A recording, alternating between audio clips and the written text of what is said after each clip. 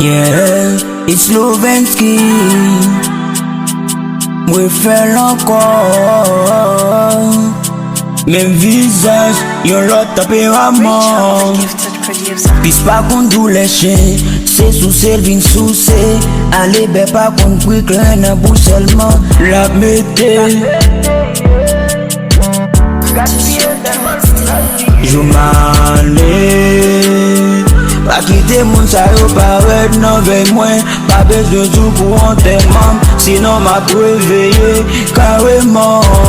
Paske yo badjan mwen menm nan vivan. Pa bezwen jou pou lem prale. Ya vin fè pos ma resenti. Sere pou yo ap di m rest in peace ate. Konen sa pral paret desevan. Yo ban tret pati. Sen gwa yo ye, ya mande dwek. Kaba yo manje, ma kite yo pale. Sa yap di, pa m'empêche m'avanse. Même konen chak jou se nom ya plombe. Mais yon jou yo pral mande si se mwen.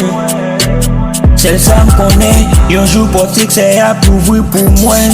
E pies moun, pa ka fe men sou mwen. Chak moun gen yon histwa pou rakonte. Bat pou kola gen ilistre. Parete nan pale ak yo kon avni pou asire. Ou chak la responsabilite. Yo men, se sa selman yo kon fè. Yo pimak e agroman. Yo posisyon de yo enleman. Ya pe rale yo fè bak pou detourne ou eleman. Joumane pa kite moun sa yo paret nan vey mwen. Pa bezwen jou pou anterman, sinon ma preveye kareman. Paske yo badjan mwen menm nan vivan. Pa bezwen jou pou lem prale. Ya vin fè pos ma resenti. Sere pou yo ap di m rest in peace ate. Konen sa pral paret desevan. God bless studio.